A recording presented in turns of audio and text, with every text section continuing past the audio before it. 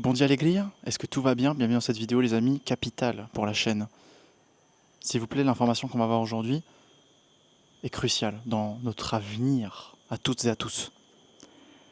Le Monde a relayé une étude qui a été faite sur plus de 1,8 million de personnes pendant plus de 15 ans. Une très grosse étude, une grosse source d'information qui compare une alimentation carnée sur toutes ces personnes avec une alimentation végétarienne seulement. La première info qui tombe, c'est que les personnes qui sont végétariennes ont moins 31% de chances de développer un myélome multiple comparé à ceux qui mangent de la viande. Myélome multiple, c'est pas un truc rigolo. C'est un cancer des plasmocytes, des cellules du système immunitaire.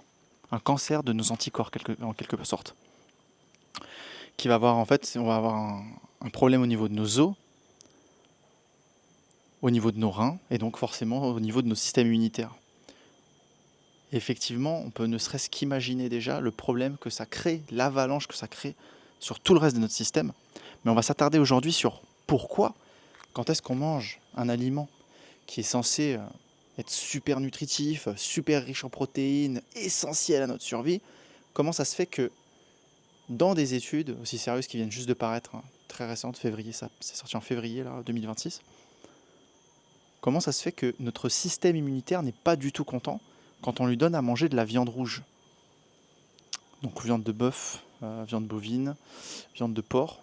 Il faut aussi les comparatifs avec les pesco-végétariens et ceux qui gardent la viande de volaille. On reviendra ensuite là-dessus. Mais le constat est le même. La première des choses, c'est qu'au niveau de la viande, qu'est-ce qui est vraiment intéressant dans la viande? Moi, je trouve pas que ce soit un énorme produit santé. Pas du tout.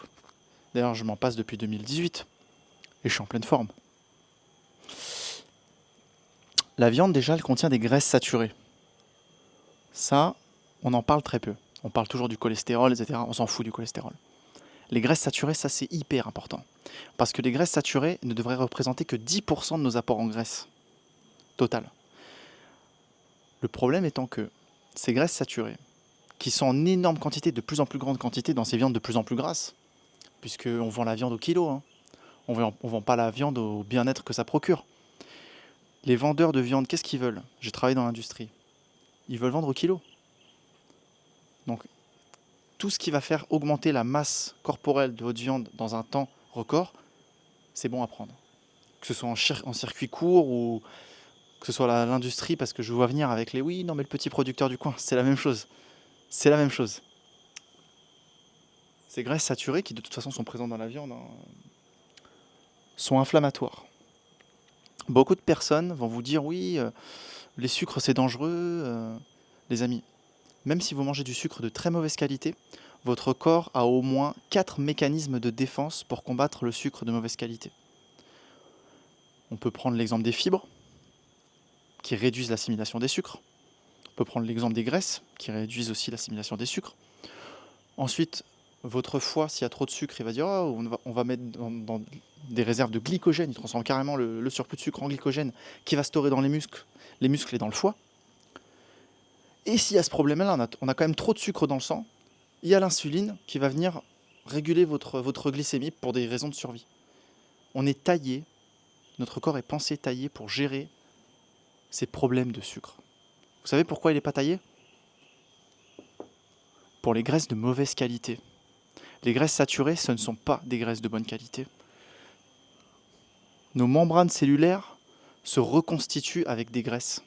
Quand vous donnez des graisses de mauvaise qualité, et tous nos systèmes nerveux, il est fait de graisse, des yeux jusqu'à tous nos cerveaux, toutes nos gaines de myéline, tout ça c'est fait avec du gras, on a besoin de graisses de qualité. Votre corps n'a aucun mécanisme pour combattre les graisses de mauvaise qualité, ces graisses de mauvaise qualité, qu'on va le voir ensuite, qui sont littéralement cramées de nos jours. Quand vous avez votre viande, vous faites quoi? Quand vous achetez votre viande, vous faites quoi? Vous achetez un aliment en putréfaction, en décomposition. Pour ne pas vous parasiter et avoir plein de vers et toutes les horreurs qu'il y a dans la viande crue, vous devez faire cramer cette viande, ok? Même pour juste la digérer correctement, plus ou moins. On va y revenir. Donc vous donnez déjà une information qui, pour moi, vraiment et de très très très très mauvaise qualité. Les composés qu'il y a dans la viande, la carnitine, on retrouve ça dans notre microbiote intestinal, ces molécules-là.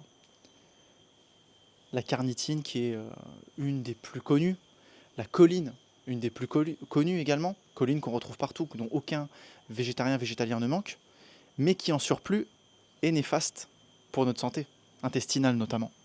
Cette carnitine, on le sait, elle est liée à la création de TMAO. Ce sont des molécules pro-inflammatoires que crée le foie, à partir justement de cette carnitine et cette choline notamment qui circulent en libre service dans notre intestin, dans notre microbiote intestinal, quand on a une alimentation à prédominance carnée. Donc on nourrit en quelque sorte les mauvaises bactéries du corps. Donc on appauvrit le microbiote, cela va sans dire. On en parle peu, mais le fer héminique des viandes est en réalité lié à l'augmentation du stress oxydatif. Le fer héminique, contrairement au fer non héminique des plantes, est un fer qui vous continuez à l'assimiler même quand vous en avez déjà assez. Le corps, il va continuer à assimiler le fer, et quand vous faites un surplus de fer, vous avez trop de fer dans le corps, hein, vous créez du stress oxydatif et des dégâts sur l'ADN. Avoir trop de fer dans le corps, c'est vraiment problématique. Et on ne se rend pas compte en tant qu'homme à quel point ça, c'est aussi délétère pour la santé. Pour les femmes, en règle générale, on a cette envie de viande, même sur les femmes qui mangent très peu de viande, aux alentours des règles, parce qu'effectivement, par contre, c'est vrai que le fer héminique, quand on en manque, on a une source qui est directement biodisponible. Bien sûr, dans la sphère végétale, j'ai vu énormément de personnes guérir de leur anémie. Comment ? Manque de fer.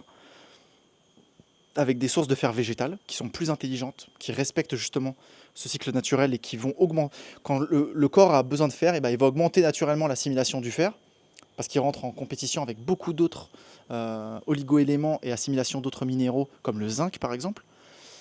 Donc le corps est intelligent, avec le fer non héminique. Et vous pouvez aussi augmenter la vitamine C qui va booster la formation de Fe2+, en Fe3+.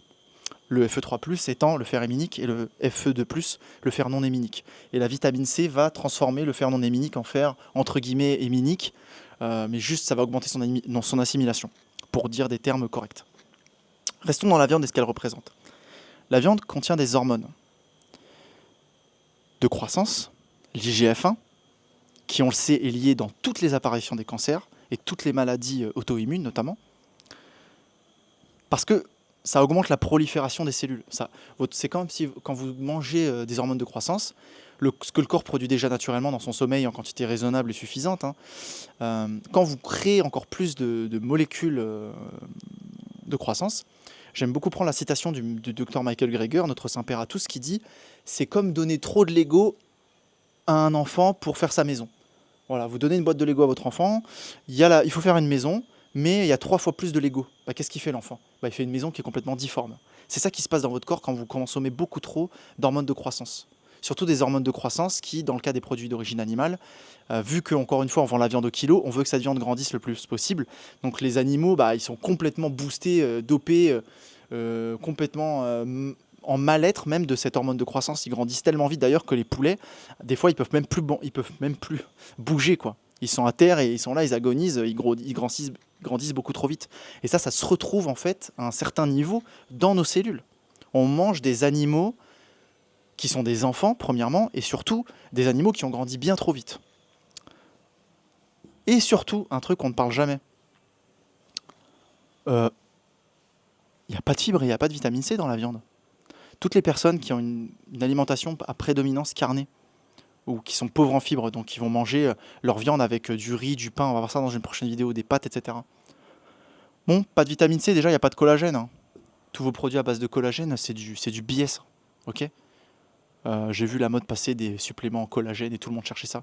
Le collagène, c'est juste un tas d'acides aminés qui sont censés produire du collagène, mais c'est votre corps qui fait le collagène. Et votre corps, il le fait avec la vitamine C. Vous avez moins de collagène. Si vous voulez, je referai une vidéo entièrement là-dessus parce que c'est très mal expliqué, mais j'avance. Pas de fibres, ça crée des déséquilibres. Les fibres, elles régulent votre système immunitaire, à l'instar de la vitamine C qui soutient énormément votre système immunitaire. Donc plus de fibres, plus de vitamine C. Les fibres aussi, elles créent des molécules anti-inflammatoires. Ça, il y a très peu de gens qui le savent. On en parlera dans une prochaine vidéo. Et donc, oui, y a une dégradation au niveau cellulaire, au niveau de votre système. Est-ce que ça représente? Dans la digestion, on l'a vu déjà, la cuisson. Donc ça crée des produits de glycation avancée et des HCA,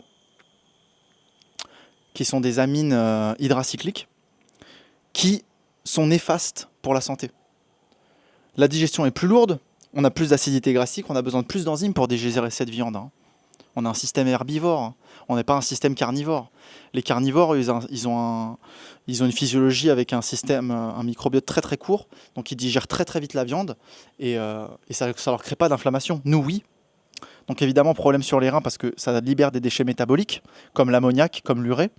Au niveau de la gestion, même la digestion, la gestion de la dualité, quand on mange quelque chose, votre corps, il va s'assurer c'est bon pour son système. Dans le cas de la viande, qu'est-ce qu'on s'aperçoit? C'est un petit peu l'avant-propos de tout le résultat de l'étude. En fait, quand il mange de la viande rouge notamment, votre système immunitaire est en réponse. Pourquoi? Bon, carnitine, les TMA, on l'a vu, ça crée un déséquilibre. Les conséquences, on y arrive. Inflammation chronique, c'est quoi tout ce bins là dont on vient de parler?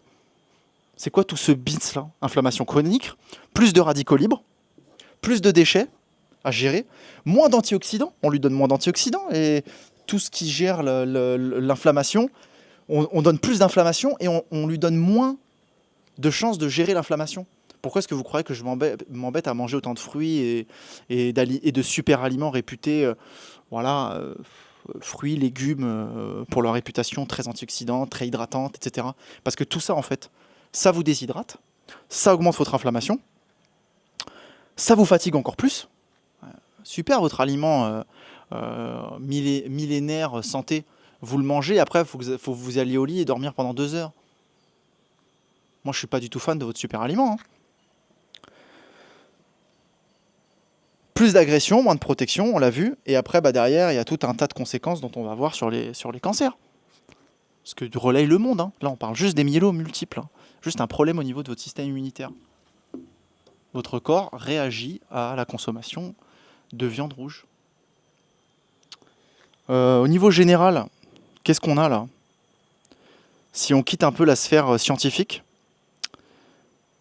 et qu'on va vers le domaine un peu spirituel, on donne quoi comme information à nos cellules? Du stress, de l'agonie, de la souffrance. Les animaux ont un instinct de survie, ils ne veulent pas mourir. Ok? Je le précise parce que je pense que c'est important, mais on l'oublie, que ce soit circuit court, fermé, qu'importe. Vous consommez un aliment qui, jusque ces derniers retranchements, était là en mode pitié, sauver, que quelqu'un me sauve. Donc vous mangez cette fréquence. On est d'accord? Excusez-moi, je prends mon ton un peu hautain, mais parce qu'aujourd'hui, en fait, il y a tellement de personnes qui créent du contenu sur l'importance de manger de la viande. Alors, c'est faux, vous avez la preuve devant vous. Mais en plus, face à l'évidence scientifique, et face à l'évidence de tout ce que je viens de vous voir, tout ça pour des protéines, et peut-être, oui, des vitamines et des minéraux qu'on peut retrouver absolument n'importe où.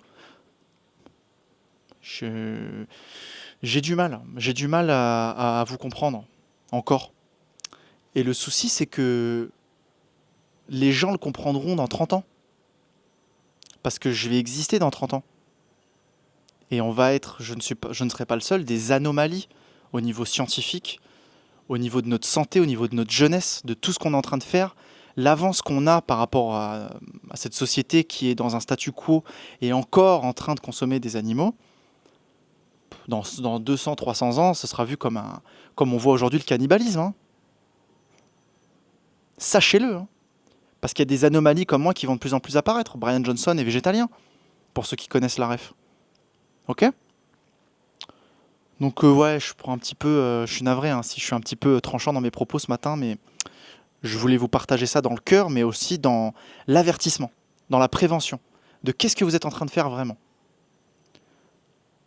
Vous pensez vous rendre service sur le court terme, mais sur le long terme, les études sont claires. Vous êtes en train de vous flinguer tout votre système en fait. vous donnez beaucoup plus de travail à votre corps. Même si vous avez une excellente hygiène de vie, et beaucoup d'entre vous peut-être le l'ont, vous donnez quand même beaucoup plus de travail à votre corps. Donc vous avez une option, vous pouvez vous dire, en fait, je pourrais encore apporter plus de protection, de prévention à mon corps, en choisissant des calories qui viennent avec ces protections, au lieu de choisir des calories qui viennent avec tous ces problèmes et qui créent tout ça. Ok. Si ce genre de contenu vous plaît, pensez à vous abonner, partagez bien sûr la vidéo si elle vous semble pertinente. Moi je pense qu'elle l'est. Et je vous dis à très vite. Passez une bonne journée.